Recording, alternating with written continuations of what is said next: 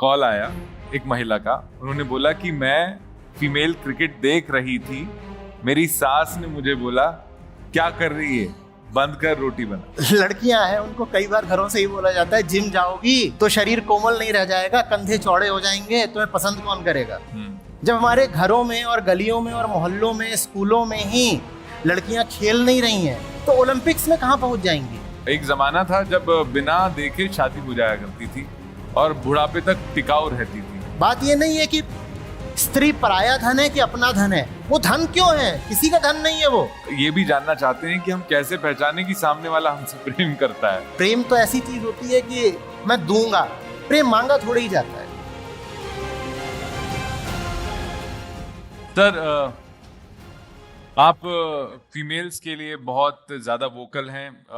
शादी के बाद जब उनके साथ कोई भी अत्याचार होता है इसके लिए भी आपने कई सारी, मैंने आपकी वीडियोस देखी हैं कि जो ट्रीटमेंट है हमारे समाज में, जो इक्वालिटी है, आपने उसके ऊपर बात की है। तो जब हम फीमेल्स के लिए बोलते हैं कि इसकी तो शादी हो जाएगी तो पराया धन है, ये जो पराया धन चीज़ है ये कहाँ से आई और हम इसको क्यों बोलते हैं कि वो पराया धन है? इसमें इतना बड़ा राज क्या है। पराया वगैरह तो ठीक है, वो तो उसी घर में जन्मी है। हाँ, वो ठीक है, पराया बोलते हैं, पर देखिए ना, धन बोला, धन माने वो चीज जो जड़ होती है। अब ये धन है, ये धन है। धन माने जिसकी अपनी कोई चेतना नहीं, धन माने जो सदा किसी और के स्वामित्व में रहेगा, वो धन है। धन कभी बोल नहीं सकता कि मैं अपने हिसाब से खर्च होऊंगा, धन ऐसा बोल सकता है? नहीं बोल सकता। धन माने वो जो किसी की प्रॉपर्टी है। और अगर आपको किसी का इस्तेमाल अपने हिसाब से करना है तो बहुत जरूरी है कि उसकी चेतना उससे छीनकर उसे ऐसे ही जड़ बना दो। बात यह नहीं है कि स्त्री पराया धन है कि अपना धन है, वो धन क्यों है, किसी का धन नहीं है। वो एक स्वतंत्र चेतना है, मनुष्य है।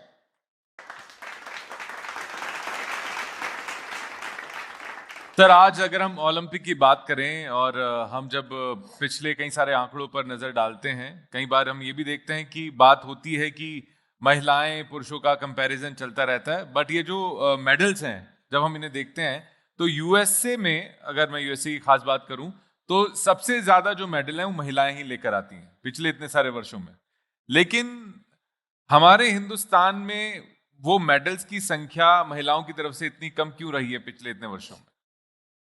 अब बढ़ने लगी, अब बढ़ी है। इसमें 2 मेडल लेकर आई हैं। अभी 3 में से 2 में तो महिला का ही योगदान है। क्यों कम रही है? क्योंकि हमने महिला को कभी ये क्षेत्र दिया ही नहीं कि वो खेल भी सकती है। ओलंपिक्स में क्या होता है वो तो बहुत दूर की बात है, हमारे गली मोहल्लों में क्या होता है बहुत पास की बात है। जब हमारे घरों में और गलियों में और मोहल्लों में स्कूलों में ही लड़कियां खेल नहीं रही हैं तो ओलंपिक्स में कहां पहुंच जाएंगी। ये बात बहुत दूर की है कि भारत की महिलाएं ओलंपिक्स में पदक क्यों नहीं लाती हैं। ये बात बहुत दूर की है कि भारत की महिलाओं का प्रतिनिधित्व संसद में इतना कम क्यों है, बोर्ड रूम्स में इतना कम क्यों है, इकोनॉमी में इतना कम क्यों है, सैलरीज क्यों कम होती हैं। ये बातें तो मुझे ऐसा लगता है कहीं और की हैं। अरे वहां नाइंसाफी हो रही है, अरे वहां भेदभाव हो रहा है। वहां क्या हो रहा है? हमारे घरों में क्या हो रहा है? सब कुछ हमारे घरों से, हमारे मोहल्लों से शुरू होता है।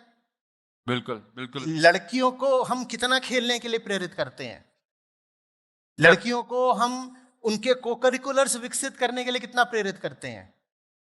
भाई उनका तो जो पूरा योगदान है वो ये माना जाता है कि जाकर के घर संवारो और वंश वृद्धि में अपना योगदान दे दो। उनकी अपनी कोई अस्मिता है कि वो महिला बाद में है, मनुष्य पहले हैं। ये बात तो जैसे हमारे भीतर, हमारी संस्कृति में आती ही नहीं है। राइट। सर, इसका एक एग्जांपल भी मैं देना चाहूंगा। मैंने मेरे रेडियो शो में भी पूछा था कि जो महिला क्रिकेट है उसको देखने के लिए इतनी भीड़ इकट्ठी क्यों नहीं होती। तो मेरे पास सर एक कॉल आया एक महिला का। उन्होंने बोला कि मैं फीमेल क्रिकेट देख रही थी, मेरी सास ने मुझे बोला क्या कर रही है, बंद कर रोटी बना। तो मुझे वहां से ये चीज एहसास हुई, आपकी बात से मुझे याद आ गया कि घर में ही सपोर्ट नहीं मिलता है तो इतनी बड़े लेवल पे कैसे मिलेगा। बल के जितने काम होते हैं, खेल माने बल का, कर्मठता का, पौरुष का, जीवट का, साहस का प्रदर्शन।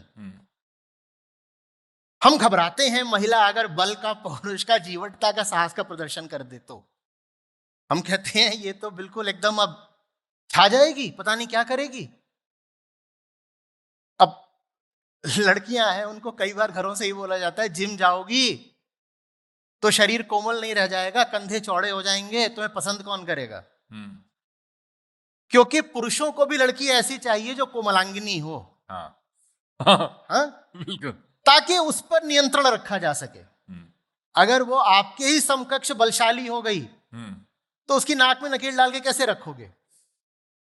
और स्पोर्ट्स का तो काम होता है कि आपके भीतर न सिर्फ शारीरिक बल्कि मानसिक बल भी विकसित करे।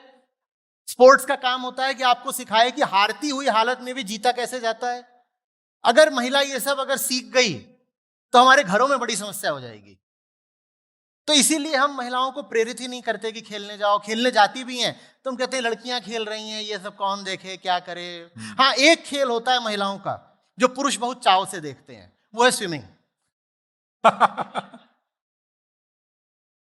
सर आपसे इतनी देर से मैं बात कर रहा हूं, बट जब आपका बैकग्राउंड जाना तो इंग्लिश बैकग्राउंड रहा है आपका, लेकिन आपकी जितनी भी वीडियोस हैं, जितने भी संवाद मैंने देखे हैं वो हिंदी में देखे हैं।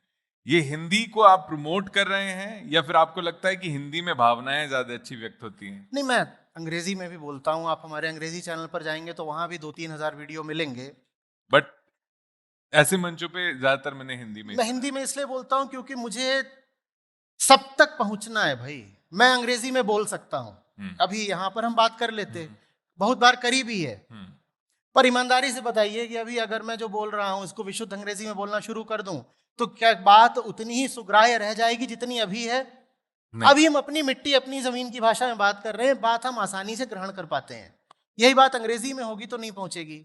इसके अलावा जो और बड़ी मुद्दे की बात है, मुझे सबसे ऊंची बात को बिल्कुल आखिरी आदमी तक पहुंचाना है। क्या अध्यात्म पर उनका अधिकार नहीं है जिनको अंग्रेजी नहीं आती? और भारत में आमतौर पर भाषा और आर्थिक स्थिति में बड़ा गहरा संबंध है। मैं अगर अंग्रेजी में बोलता रहा तो मैं गरीबों तक कभी नहीं पहुंच सकता। मैं अंग्रेजी में ही बोलता रहा तो जितने भी वंचित, दलित, दमित, पिछड़े वर्ग हैं समाज के, मैं उन तक नहीं पहुंच पाऊंगा।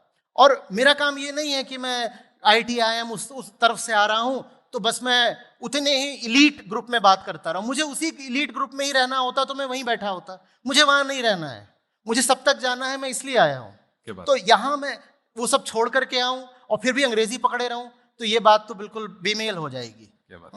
सर आपके वीडियोस, आपके विचार लोगों तक पहुंच रहे हैं, आपको विश्व भर से प्रेम मिल रहा है। और अगर मैं प्रेम की बात करूं तो लोग ये भी जानना चाहते हैं कि हम कैसे पहचानें कि सामने वाला हमसे प्रेम करता है। जब तक आपको सामने वाले से प्रेम की बहुत जरूरत है, आप में कोई प्रेम नहीं है। प्रेम लेने या मांगने की बात नहीं होती है। प्रेम मांगना एक तरह की सूक्ष्म हिंसा होती है। प्रेम तो अपनी पूर्णता की अभिव्यक्ति होता है। प्रेम तो ऐसी चीज होती है कि मैं दूंगा। प्रेम मांगा थोड़ी ही जाता है। तो सामने वाला मुझसे प्रेम कर रहा है नहीं कर रहा है, ये प्रश्न हमें छोड़ देना चाहिए। हमें ये देखना चाहिए कि हम में प्रेम है या नहीं है, हम प्रेम के लायक हुए हैं कि नहीं हुए हैं। प्रेम पाने के लायक नहीं, प्रेम देने के लायक हम हुए हैं कि नहीं हुए हैं। लेकिन हम स्वयं को कभी देखते नहीं, नजर हमारी हमेशा बाहर को रहती है। तो हम किसी ऐसे को तलाशते रहते हैं जो हमसे प्रेम करता हो। और जब हम कहते हैं कोई मुझे मिल जाए जो मुझसे प्यार करता हो, तो इससे हमारा आशय क्या होता है? हमारा आशय यही तो होता है कि उससे हम कुछ ले लें। तो स्वार्थ की तो अभिव्यक्ति है ना। बिल्कुल स्वार्थ की तो अभिव्यक्ति है। हाँ, तो असली आदमी वो होता है जो ये प्रश्न पूछना ही भूल जाए कि कोई मुझसे प्यार करता है कि नहीं करता है। साहब, आपने कहा मुझे दुनिया भर से प्रेम मिलता है। जितना प्रेम मिलता है लगभग उतनी या शायद उससे ज्यादा नफरत भी मिलती होगी। बिल्कुल। मैं देखना भूल गया कि लोग मुझे क्या दे रहे हैं। देख भी लेता हूं तो महज आंकड़ों के नाते, एक फैक्ट की तरह कि भाई अभी जो मैं बात बोल रहा हूं उसका लोगों पर असर क्या पड़ रहा है। लेकिन मैं लोगों से क्या आ रहा है मुझको, इस बात को मैं अपने कर्तव्य के रास्ते में नहीं आने देता। आप मुझे प्रेम दो या नफरत दो, मैं आपको वो दूंगा जो मेरे हिसाब से सबसे ऊंची बात है। आप मुझे ताली दो चाहे गाली दो, मैं आपको सच ही दूंगा। ये प्रेम होता है। क्या बात, क्या बात है। सर प्रेम की बात चली है तो यहाँ पर मैं पूछना चाहूंगा कि एक जमाना था जब बिना देखे शादी हो जाया करती थी और बुढ़ापे तक टिकाऊ रहती थी। आजकल लिव इन में भी रहते हैं, घूमते भी हैं, और फिर शादी के कुछ वक्त के बाद डिवोर्स ले लेते हैं। तो ये जो डिवोर्स के केसेस हैं ये क्यों बढ़ते जा रहे हैं? देखिए, बढ़ते इसलिए जा रहे हैं, अब बात अब हो सकता है आपको बहुत प्यारी न लगे, पर आपने इसलिए तो नहीं पूछा कि मैं आपको कुछ दबा छुपा ढका हुआ जवाब दे दूं। तो खुली बात बोलता हूं, बढ़ते इसलिए जा रहे हैं क्योंकि प्रकृति ने इंसान को ऐसा बनाया नहीं है कि कोई भी दो व्यक्ति ताउम्र एक साथ चल सकें, चाहे वो दो बच्चे हों, चाहे दो पुरुष हो, दो स्त्रियां हो, या फिर स्त्री और पुरुष हो।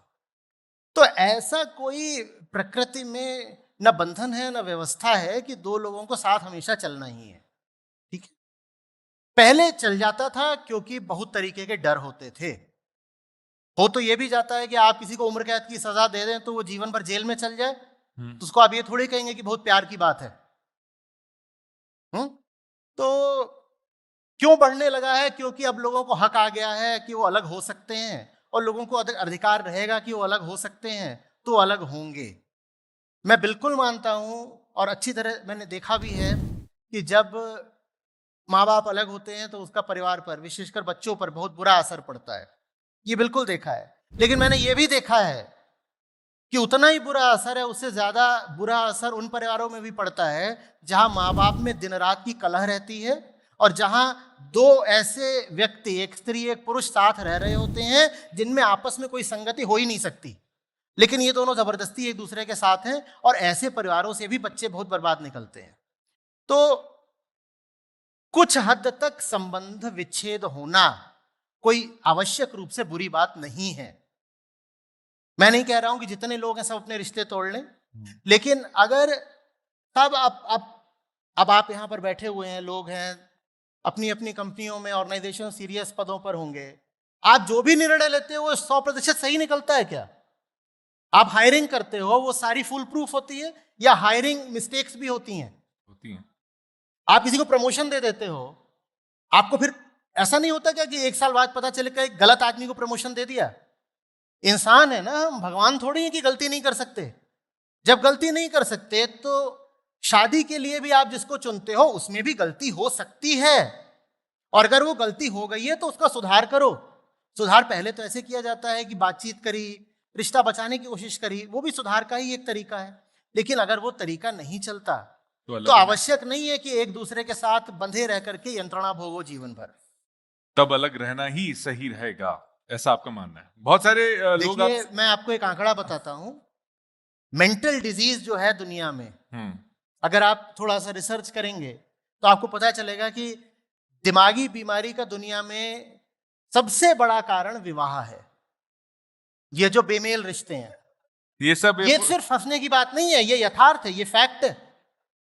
आप जाएं अगर किसी साइकोलॉजी के ज्ञाता के पास या किसी साइकेट्रिस्ट के पास, तो वो आपको बताएगा कि ये जितना दिमाग का बिल्कुल ज्वालामुखी बनता है, उसका बहुत बड़ा कारण ये है कि आपको एक ऐसे व्यक्ति के साथ रहने पर विवश होना पड़ रहा है जिसके साथ आपका कोई मेल बैठ ही नहीं सकता।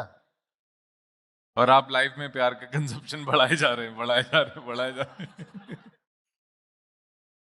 अब एक सवाल है कि सर, श्री कृष्ण को भजना ज्यादा आवश्यक है या श्री कृष्ण से सीखना ज्यादा आवश्यक है? हम 2.5 साल से अभी गीता पढ़ा रहे हैं और हम बस 4थे अध्याय तक पहुंच पाए हैं। रिवीजन, फिर टेस्ट, फिर रिवीजन, फिर टेस्ट। कैसे माने कि ऑथेंटिक अर्थ है?